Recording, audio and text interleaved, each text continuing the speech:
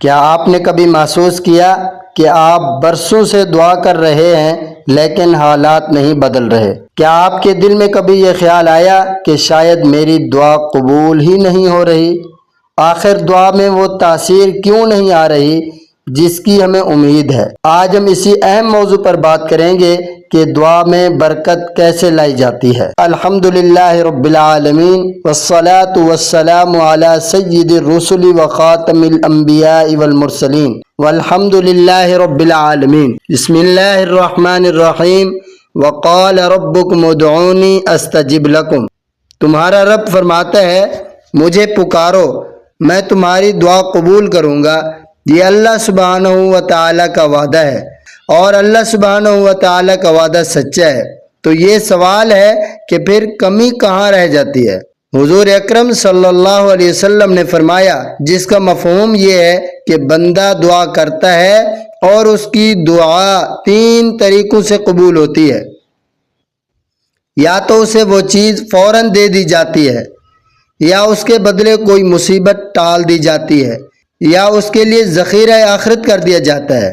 لیکن ہم جلدی میں ہوتے ہیں، ہم چاہتے ہیں کہ فوراً نتیجہ سامنے آ جائے، اور جب دیر ہو جائے تو ہم مایوس ہونے لگ جاتے ہیں۔ یاد رکھیے دعا صرف الفاظ کا نام نہیں، دعا دل کی کیفیت کا نام ہے۔ اگر دل میں یقین کمزور ہو، اگر زبان سے دعا اور عمل میں نافرمانی ہو تو تاثیر کم ہو جاتی ہے۔ ایک شخص حضرت ابراہیم بن ادہم رحمۃ اللہ تعالی علیہ کے پاس آیا اور کہا ہم دعا کرتے ہیں مگر قبول نہیں ہوتی، اس کی وجہ کیا ہے؟ آپ رحمۃ اللہ تعالی علیہ نے فرمایا تم اللہ سبحانہ و تعالی کو پہچانتے ہو مگر اس کی اطاعت نہیں کرتے، تم قرآن کریم پڑھتے ہو مگر اس پر عمل نہیں کرتے، تم جنت چاہتے ہو مگر اس کے لیے تیاری نہیں کرتے۔ یہ سن کر وہ شخص خاموش ہو گیا۔ یہ واقعہ ہمیں بتاتا ہے کہ دعا کی قبولیت کے لیے اخلاص، توبہ، حلال رزق، والدین کی خدمت اور گناہوں سے بچنا ضروری ہے۔ دعا میں برکت لانے کے لیے چند مختصر اصول۔ نمبر 1 حلال رزق اختیار کریں۔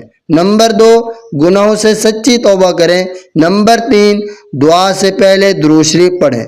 نمبر 4 عاجزی اور آنسو کے ساتھ دعا کریں۔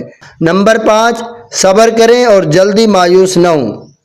اگر آپ چاہتے ہیں کہ ایسی ایمان افروز اور اصلاحی باتیں مسلسل آپ تک پہنچتی رہیں تو ہمارے چینل راہ صداقت کو ضرور سبسکرائب کریں۔ سبسکرائب کرنے سے آپ کو ہر نئی اسلامی رہنمائی وقت پر ملے گی۔ لائک کرنے سے ہمیں حوصلہ ملتا ہے کہ ہم مزید بہترین مواد پیش کریں۔ کمنٹ کرنے سے آپ کی رائے اور سوالات ہمارے ساتھ جڑتے ہیں، اور ویڈیو شیئر کرنے سے یہ پیغام صدقہ جاریہ بن جاتا ہے۔ اللہ تعالی ہماری دعاؤں میں اخلاص پیدا فرمائے اور ہمیں صبر اور یقین عطا فرمائے، اور ہماری ہر جائز دعا کو قبول فرمائے۔ آمین ثم آمین۔ آپ اپنا خیال رکھیے گا، میرے واسطے دعا کیجیے۔ میں ہوں آپ سب کا محمد صداقت اللہ۔